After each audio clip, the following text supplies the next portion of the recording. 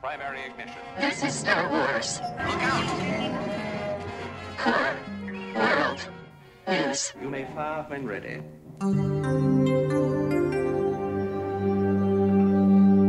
From the bright center of the galaxy, I'm Grex Kondak, and you're listening to Core World News, your whole-net news service providing in-depth coverage of the latest stories from every sector of the galaxy.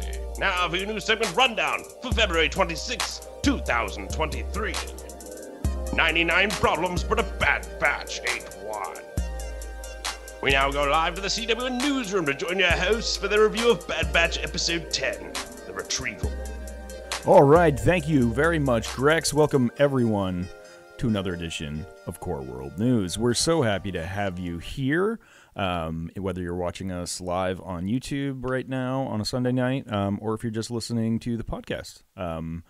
It's great to be talking about Star Wars, and we've got an exciting week coming up. We will be talking about Bad Batch, which is coming out every week. But first and foremost, Mandalorian comes out this week, so we wanted to give our, final thoughts before this thing kicks off. Gentlemen, hello. Good to see you. See you guys. The way. You guys pumped for Mando season 3 here, or? I am ready to be cleansed in the waters beneath Mandalore. I've been waiting for this show. I feel like Filoni and Favreau have just carried forward the torch of George Lucas in such a brilliant way, and in this series, that I think this is the only sort of media within Star Wars where we can get the George Lucas feel, and it's back in Mando, and I can't wait, guys. I'm super excited. Yeah, I'm similar, but I a weird thing was if you had asked me like 2 weeks ago, I'd be like, whatever, it's fine. I'm sure I'll enjoy it. And which felt like a weird reaction to me because I've only loved the Mandalorian. Like I've never had a bad feeling about it, but for some reason, I think it's because it's been so long. There's been so many other things. I also, from a side note, as a human, as I'm getting older, I think I realize I manage my expectations by pretending I don't care about something until it's right around the corner. And then, boy, do I really care about it when it's like 3 days away. So I went from like not caring to I cannot wait for anything more. Yeah, I keep my apprehension in check. It's not here till it's here, and then like last week it was like there was something posted on starwars.com. It's like Mandalorian 1 week away or 8 days, and I was like, oh my, it just snuck up on me because there was a lot of release dates kicking around in March in my old noodle, and but this is definitely the highlight of the month. Yeah, and now that Jedi Survivor got pushed, and yeah, I'm so excited about it. I just want the whole season. I just want to like eat the whole season. Is that wrong? Like, the first episode will probably be like 47 minutes if we're lucky. Yeah, if we're lucky. But I don't know. I feel like the first couple seasons of Mando were just this jumping off point for what's going to be this larger sort of mythic journey, which is like, I guess, restoring Mandalore and the Mandalorian way and sort of what that means. I feel like that's going to be huge going forward. And I can't wait to see like what role the armorer plays, what Mandalore looks like at this point. It looks like we're going there. Like that's, to me, the most exciting thing about this season is the journey. Where are all those other Mandalorians coming from? Are they from Mandalore? Or is this just like a ragtag group that have been just kicking around on that planet that are, the few survivors? Who are they? That's definitely going to be stoked. Sabine Wren, is she going to be in this? There's been a lot. Could that be a huge surprise in this season? Is that the intro of Sabine possible? We know she's cast. Yeah. Well, and she's definitely cast, and that's something else that's happened. I feel like season 2 was, we joked about it when it was happening, but season 2, every episode was a backdoor pilot to another show, which kind of actually happened, right? Because we have Boba Fett, we now have Ahsoka Tano coming. We were going to have Rangers of the Old Republic. That's not happening, but I think we're going to get probably something spinning out of that.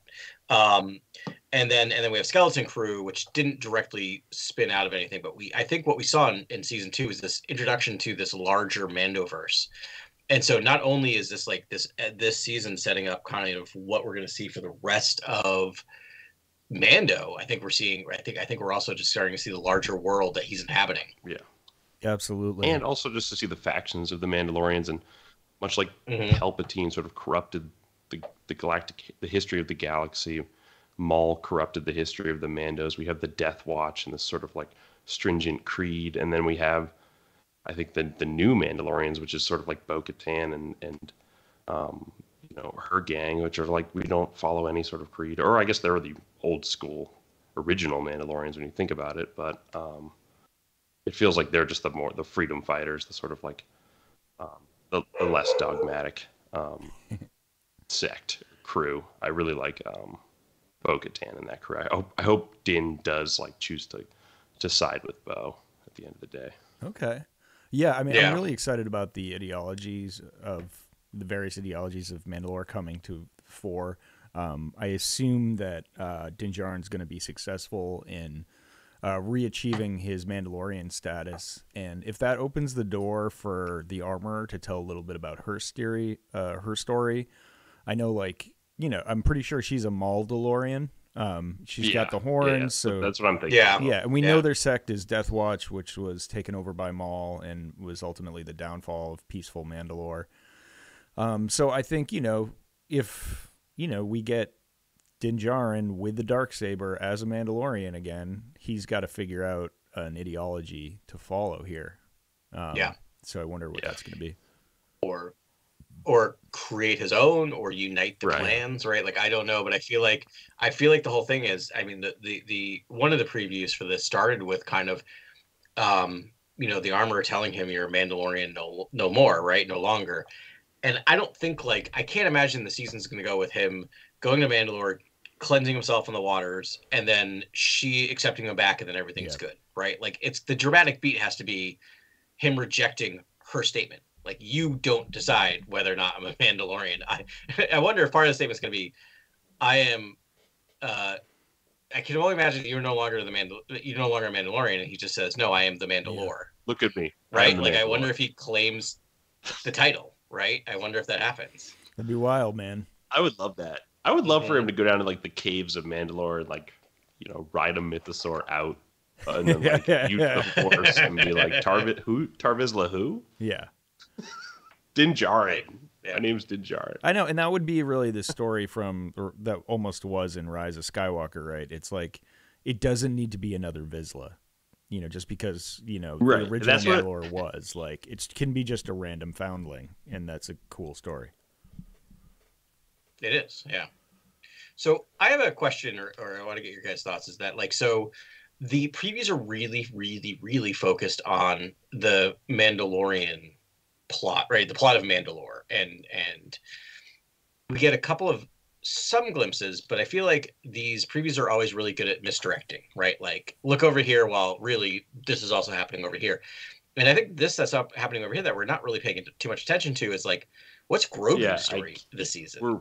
Right? I'm excited we're getting to Grogu now, because I think I'm most excited to see the continuation of that archetype. And I don't think we ever get more story in the future with Grogu. Grogu kind of, for me, lives as this archetype of this child who can just use the Force. Mm-hmm. To me, that's endlessly fascinating in terms of like what you can do in scene work with that. When Grogu uses the Force, why he uses the Force. That stuff is so fascinating to me. Yeah. So I think just as an inherent archetype, the child, the Grogu character is endlessly interesting to me.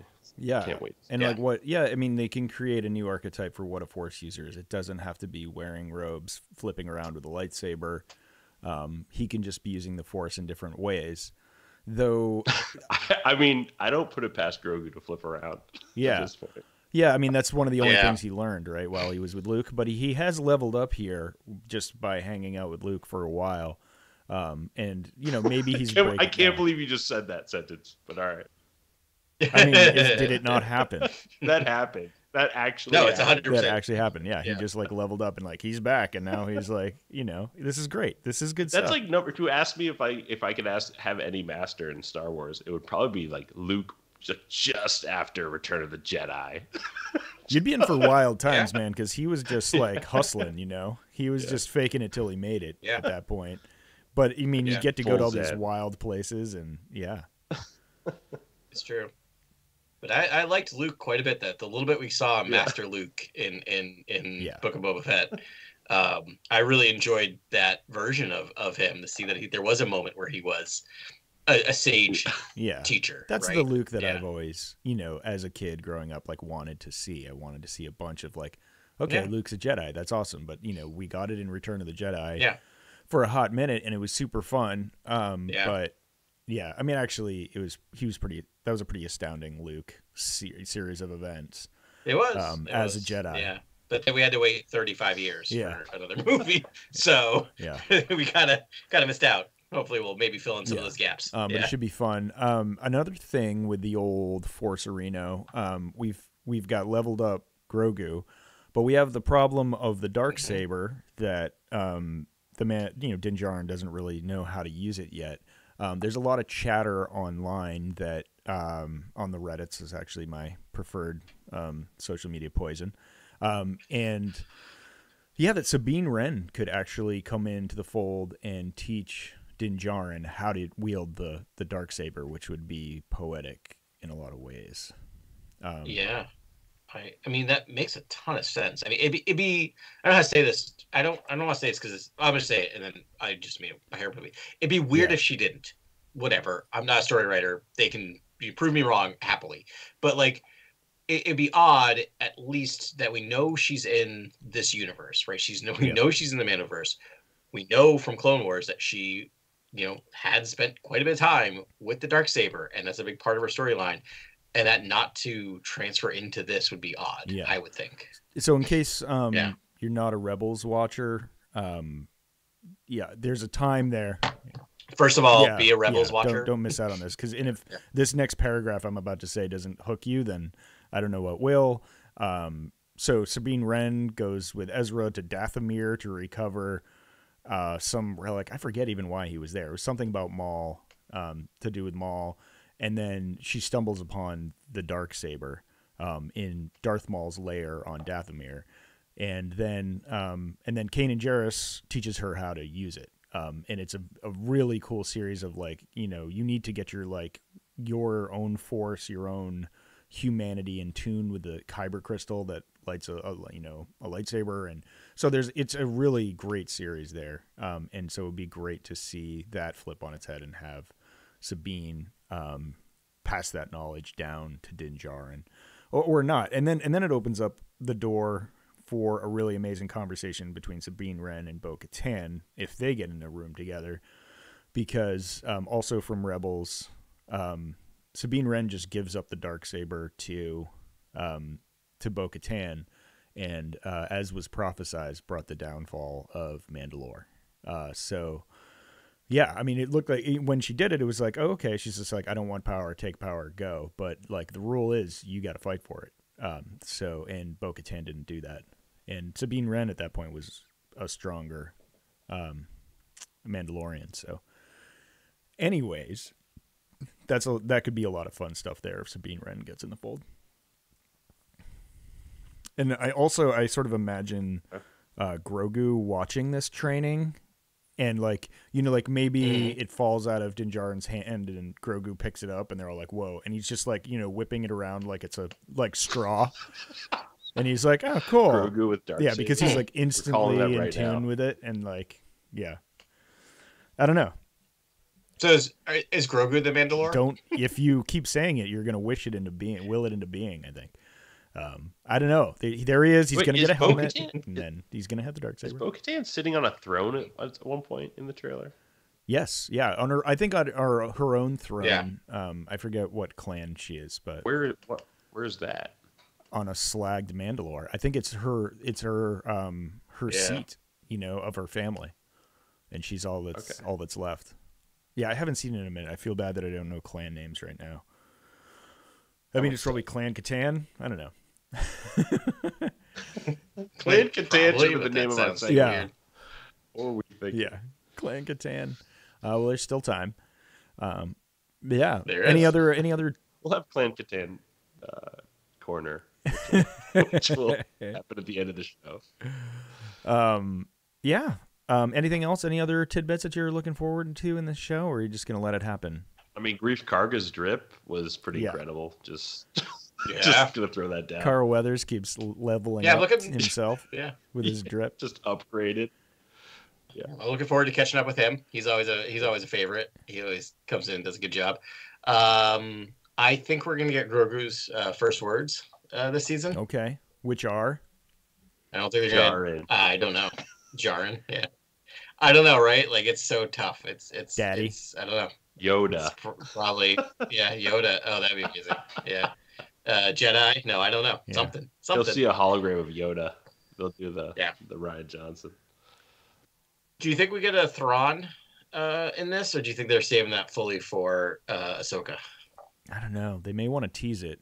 We do know that I don't know if it was this week that it came out that Jon Favreau, in anticipation of a writer's strike next year, has finished writing season 4. Yeah. So, and then in a brief interview, he was talking about, then trying to have an event where it pulls things together, which makes me uneasy. But those events can be fun, but they can be forced. See, I almost think Mando and Grogu need to remain drifters at the end of all of this. Yeah. That's almost where I'm going to steadfast think. That's where I think it needs to go.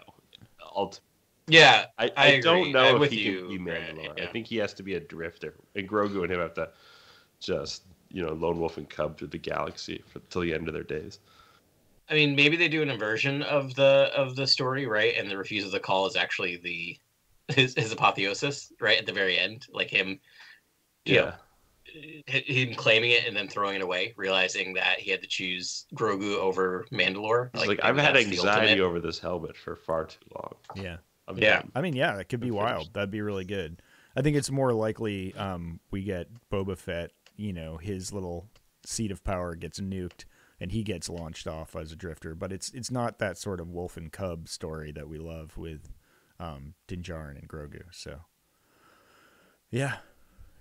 I mean, no, but it'd be interesting if they become adversaries at some point, right? They're both drifters, but adversaries. Like, it's just think about old EU where, like, every 5th book, Boba Fett would just pop up again to mess with Han Solo. I do have to say, it's also nice if maybe he does confront Thrawn at some point, and Thrawn does use the context of, like the original Mandalore used the Force, but like you use this child. Like, what's different from how we use our, wayfinders or however they use Force sensitives in the Chiss Ascendancy? Like, how is it different from what he's doing? Like, other religions and cultures have like abused Force sensitive people and used them in malicious ways to have their gains, whereas the Jedi were sort of like wonderful peaceful order of Force sensitives, and it's kind of a different whole like milieu and atmosphere. And I feel like I could see Thrawn, some fun dialogue being thrown against Mando and Grogu and sort of what that situation is. Like, who better to comment on that situation? Honestly. Yeah, that would be wild if we got Thrawn in this one. Because like he's probably thinking about the Mandalore. He thinks about the history and the past and culture. Yes, and he's studied Mandalorians, right? Mandalorian culture. Yeah, he's probably studied it. I mean, so we know Thrawn learns about cultures through art. I'm trying to think if in Rebels he ever really scrutinized the Mandalorians. I don't think he did, but he probably. I mean, he can. And if anyone is ever going to reveal anything about the Yoda species, it should probably be Thrawn. Yeah. That's about it. It's I can't think of another way to even do that. Like about Grogu or anything. Yeah. He's like, these things are all over the trees on this one planet. They're everywhere. He's like, I've been on a world of they're like things. bunnies. They're all Force sensitive. Right? Their M counts are off the charts. The M counts. Oh boy. So remember, but the other thing that Favreau mentioned in some interview, I think it was the same interview I mentioned he'd already finished writing season 4. Is that he doesn't have an end in sight. Yes. I forgot to mention that. Yeah, I did catch that. Yeah. Which is great. Yeah. Thoughts? Is it? Drifters. Yeah. I'm telling you, they could just have serialized adventures forever. I kind of like it, right? Like, because I feel like sometimes, I mean, you don't want to get you don't want to experience the lost syndrome, right? Where it's just like you introduce all these things. But I think the show is so great at that it didn't introduce. There's not a lot of mystery boxes opened in The Mandalorian. It is very. We also have a major. We have major Jedi stories ahead of us too, with like Ezra, Ahsoka. Yeah. That you can kind of exactly. You can tell some of these other stories. Like I think every time they open a mystery box in this show, the mystery box is taking a place to see. Is in another show, right? Yeah. I feel like that's definitely going to be. They're going to have fun exploring all of that. I think they did say that Skeleton Crew is not connected, or like maybe look from a one character crossover, but it's not super connected to the Mandoverse. So that was interesting. But I can't wait to just see Ahsoka and see what that story is, and see what Filoni's doing there, and see what I hope Filoni. I mean, Ahsoka is something that maybe could continue for a few seasons, right? Like if people just really love it, I feel like a fun show to see carry on. I hope it keeps going and going forever. That's what we talked about in way back when it started. It's just like this could go for a very, very long time. Plus, it's like they can always just use stunt people and to fill in for the Pablo whenever he's busy doing any of his other major IPs.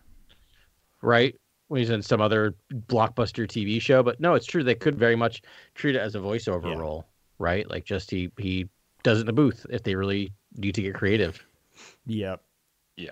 Pretty sweet, man. Anyways, can't wait for Mandoverse to continue all those shows. Super excited. Definitely Grogu highlight, Bo-Katan, Mando, Darksaber, all that lore. I'm not sure when we will do that podcast yet, what night, but now that we're doing these live events and Mando is a big deal, we'll try and get the word out a couple days before. We know what we're doing there. So why don't we switch over to the old Bad Batch? Sound good? Let's do it. All right. Let's do it. If you're having clone problems, I feel bad for you, son. I have 99 problems, but the Bad Batch ain't one. This week we're covering Bad Batch episode 10, The Retrieval. Guys, did you have a chance to watch this week? Oh, yeah. Twice. I did. Wow. I did about super fun half an hour ago. Yeah. What'd you guys think of this episode? Episode 10 episodes in at this point. Yeah. Before I got that, I got a question. What does the title mean? Because when I saw the title, I thought the retrieval was the retrieval of the Bad Batch, right? Because we were promised in the last episode that Sid was sending out someone to get them. Yeah. I thought we were. We should definitely get into that, and we should get into that right now, honestly, because I feel like that's not even in this episode, and it's like last episode, Sid promised reluctantly was like, "I'll help you. Yeah, I guess I'll help you guys get off world. I know you're stranded there. Their ship was stolen."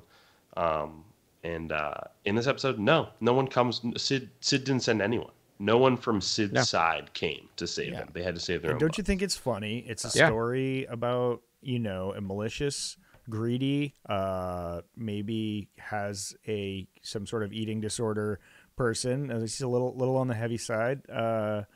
Who is exploiting their workers for their own profits. And I mean, Sid is not exactly smelling like a rose right now. So I'm curious if they take some of the lessons they learned on this unnamed planet, and then and look at Sid through a different lens.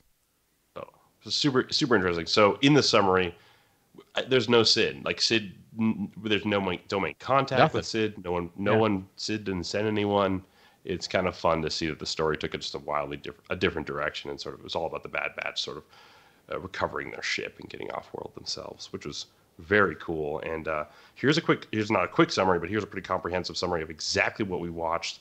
And we can even break out whenever you guys want to chat about certain moments. But in this episode 10, The Retrieval, Bad Batch remains stranded on a remote desert world as they try to locate their ship. Omega has the brilliant idea to track Gonki in hopes a signal will lead them to the ship's location, which was the ship itself was stolen by a young Ipsium miner and thief named Benni.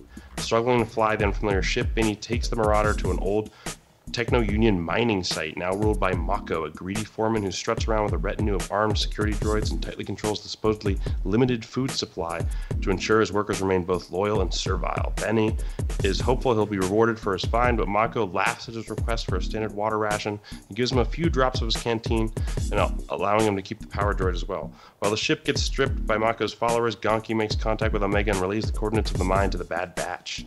The Batch infiltrate the mining colony and find Gonki and Benni in Benni's quarters. The Batch make Benni lead them to their ship, but the route to the lower levels is perilous, given they must rappel down an active exhaust port.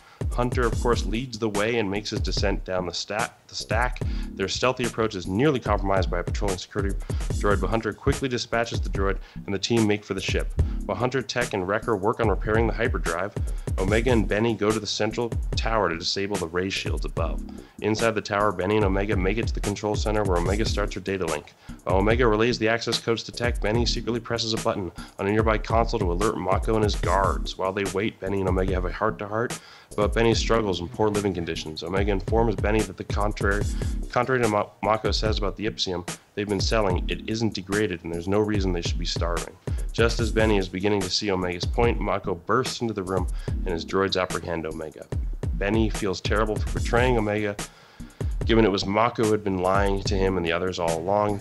The Batch rush to rescue Omega and face off against Mako and his droids. Just as Mako seems to have the edge, Benni holds up Omega's device and exclaims to the rest of the workers that Mako has been keeping the profits to himself. At that moment, Mako orders his droids to drop Omega into the unstable Ipsium below, but the Bad Batch and workers fight to save Omega and take down Mako once and for all. In the end, the Bad Batch recover their ship, and Benni and his fellow miners get to finally share in the profits they rightfully deserve. The end. Nice. That's what we watched. Yeah, very nice. So great. You texted earlier today. Very thankful on my end, offering to do the summary. But I appreciate it. But when I was watching it, I ended up writing my own summary. You guys want to hear it? Yes. Okay. Oliver Twist in space. Yes. Please, sir, can I have some more? It was very Dickensian in terms of the orphan miners.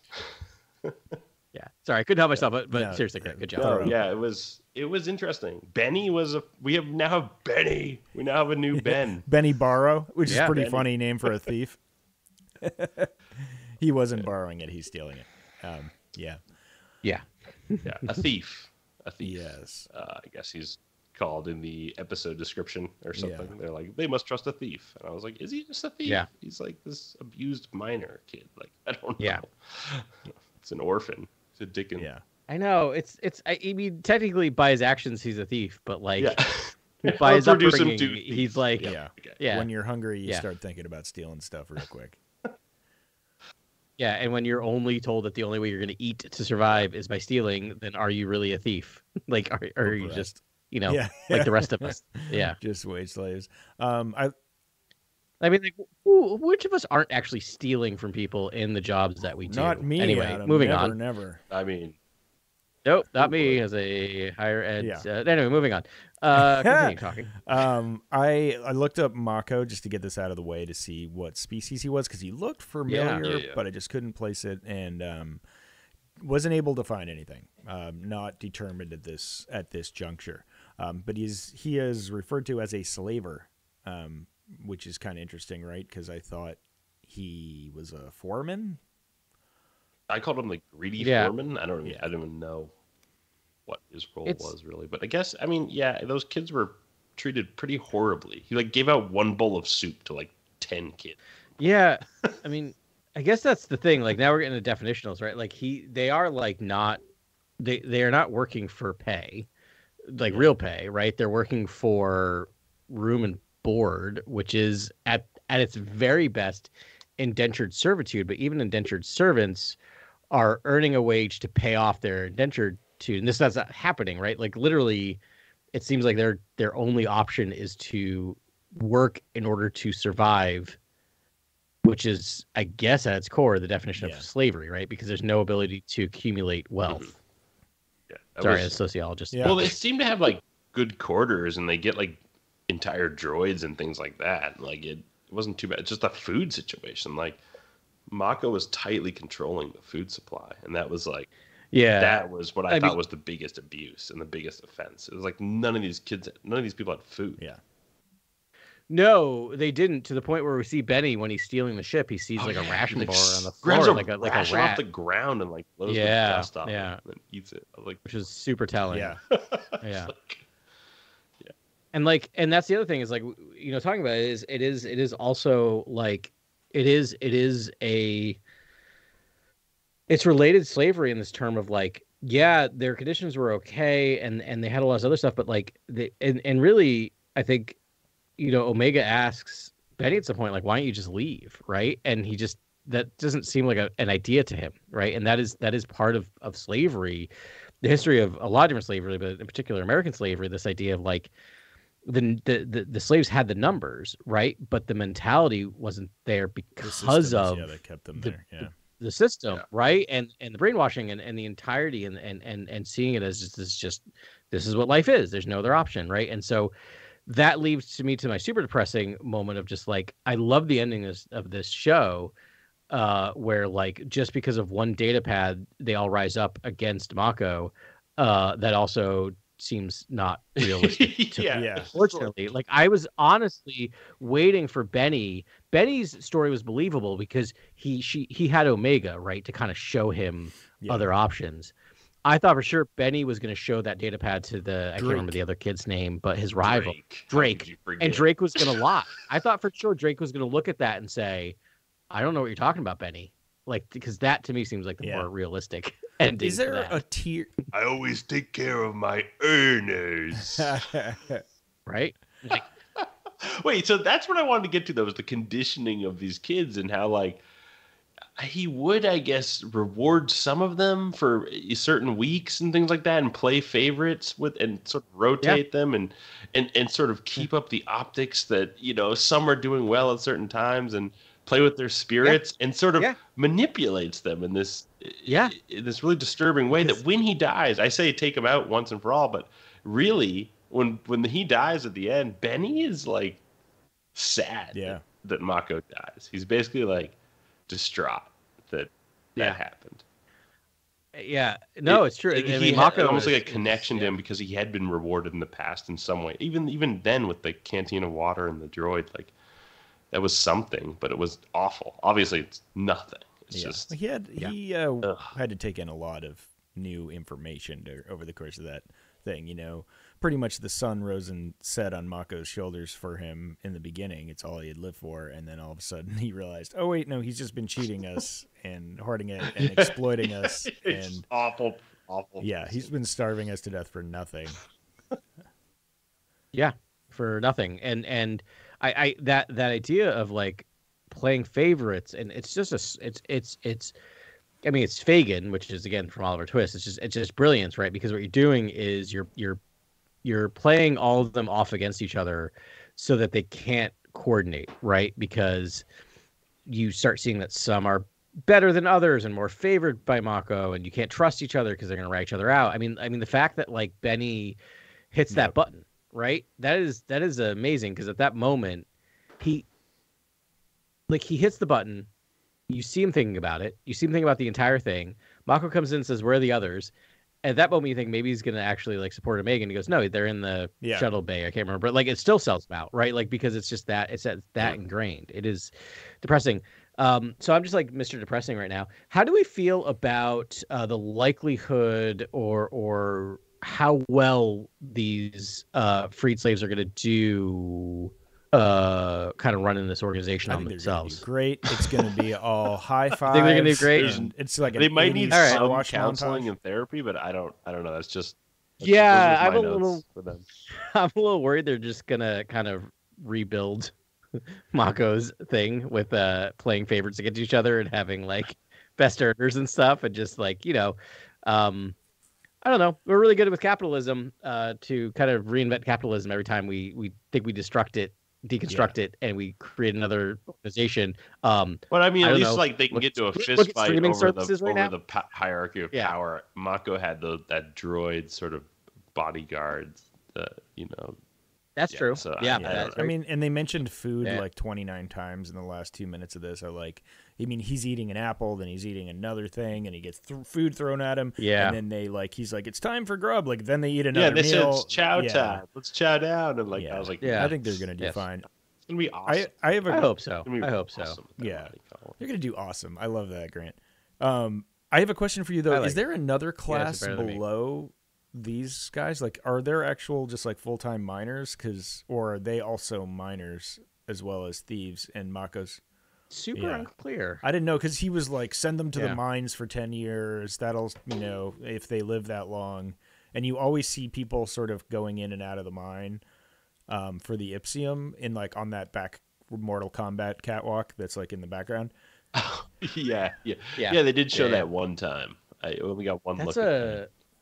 That's a really good point, Ben. You're right, because these are the kids that go out and steal, right? And that's what they're rewarded for. Is they're seen to have like the biggest earners, which to me seem the people that bring back the best things. You're right. So we have no idea what the miners are like. And that's true, one way or the other. And there's groups, and it's all children, and they rotate in and out. I mean, because I think in hindsight, it's like I think maybe they all are also miners, but do whatever.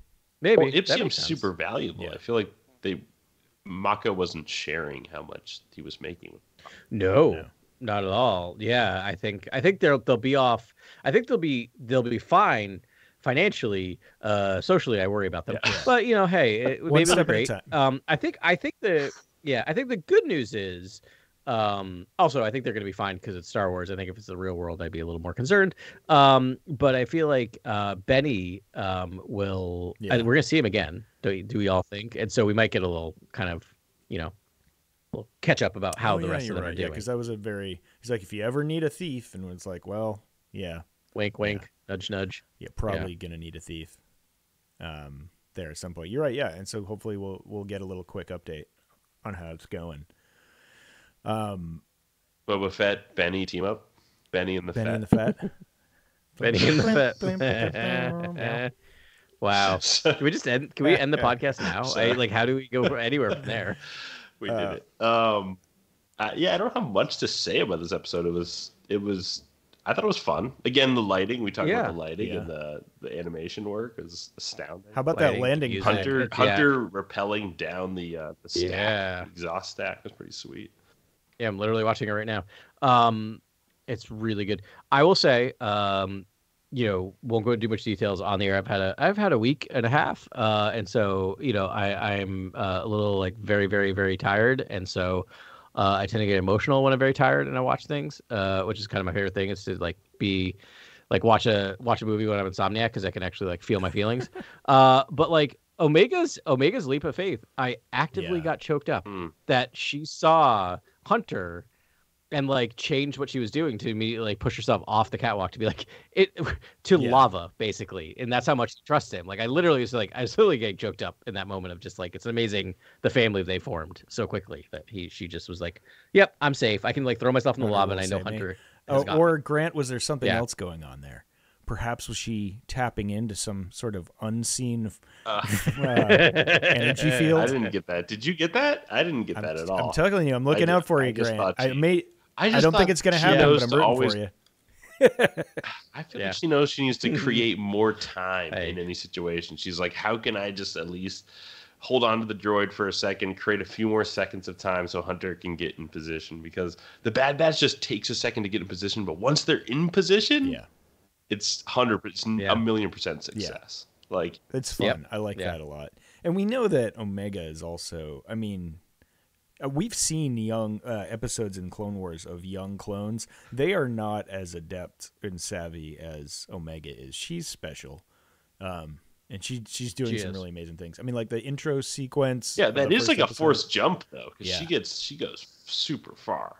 I'm just telling you, and timed it up just right, and knew she had to pull the droid, and then that was all going on in her head, algebra or whatever, floating over her mind. And I don't know. I'm just saying, it looked kind of interesting there, Grant. If we were looking for evidence that I Omega's wasn't looking Jedi, for it per se. I was actually just blown away by Tech and Wrecker just one-shotting those droids in that brief instant. That was my favorite moment of the episode. Man. I was like, and those droids are done. Sorry, Mako. Yeah. Like the "we don't miss" line is really great. Yes, such a good line. It's like, oh, you are the bad batch, aren't you? Yeah. No, it's very true. The catwalk scene. Thank you for pulling that.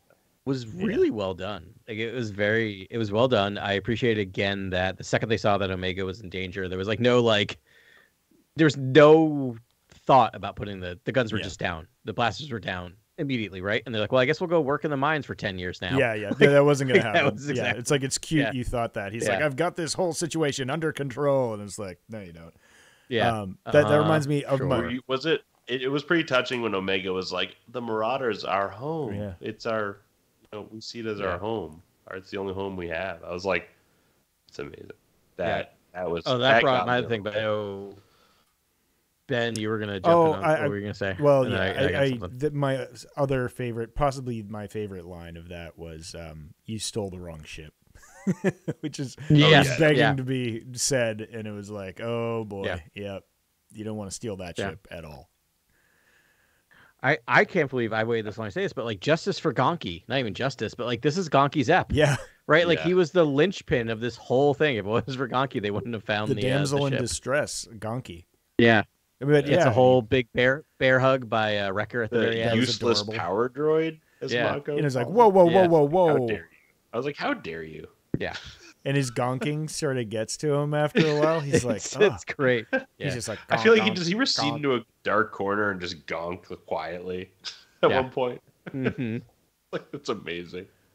Yeah, Gonki's awesome. It's like you're gonna have a droid, but it's just like, nope, that's the one. That's our droid. We don't need like a. Wait, how about that hangar where like they land on a shelf and the hangar like retracts into the? I was like, what? Yes. It's thankfully the ship's not 2 feet taller because it wouldn't fit. That always happens. Yeah, I was like, wait, and then yeah, that park job was also questionable. Yeah, and they sat on that scene for the whole closing of the door. They really did, which is great. That's Star Wars to me. It's like, I want to see that. That's what I'm here for. Like, the story is great, but like world building is better, and like this is amazing just to see all that. Yeah, and you could file that under animation because it was just like, classic Star Wars scene, and in a nice beauty shot, hero shot for the Havoc Marauder on its little turntable there. So that was cool.